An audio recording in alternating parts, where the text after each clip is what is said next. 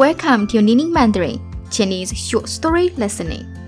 企鹅晶晶 Penguin 晶晶 Firstly, let's preview key vocabularies. 南美洲 South America 南美洲企鹅 Penguin 企鹅家人 Family 家人小岛 Island 小岛沙滩 Beach 沙滩捕鱼 Fishing 捕鱼团聚 To reunite 团聚坚持 Carry on 坚持 Chinese short story for listening practice. Are you ready? Now listen carefully. If you get stuck, turn on English captions or slow down the audio in setting. Listening task. 乔欧觉得晶晶是他的什么？ What does Joan describe 晶晶 as? 在南美洲有一只企鹅，每年有5000多英里去见一个老人。这个老人是他的恩人、朋友和家人。很多年前，在巴西的一个小岛，一个老人在海边捕鱼。突然，他看见了一只企鹅，全身是黑油，奄奄一息。他觉得企鹅太可怜了，就马上带它回家。他帮企鹅洗去了黑油，每天喂它吃鱼。1周后，企鹅恢复了。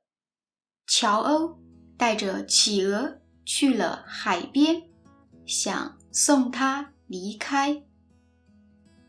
可是企鹅却舍不得离开，选择了留下陪乔欧。乔欧为企鹅取名晶晶，每天带它去沙滩。他们一起玩，一起散步，一起看日落。可是几个月后，晶晶还是离开了。乔欧很想他，每次去海边都会想起他们的快乐时光。1年后的一天，乔欧照常在海边捕鱼。突然，他听到了一个熟悉的叫声，他一抬头，看见了他的企鹅晶晶。乔欧很激动，马上去抱住了晶晶。他们终于团聚了。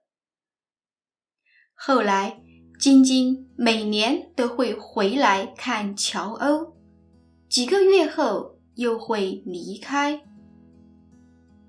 乔欧说，晶晶是我的孩子，她永远不会忘记我。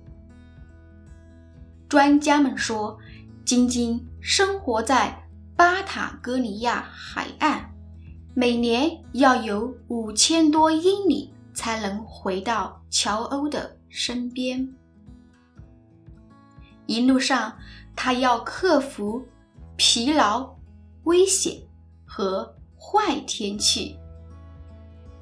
可是晶晶却一直在坚持，因为他和乔欧是最亲的家人。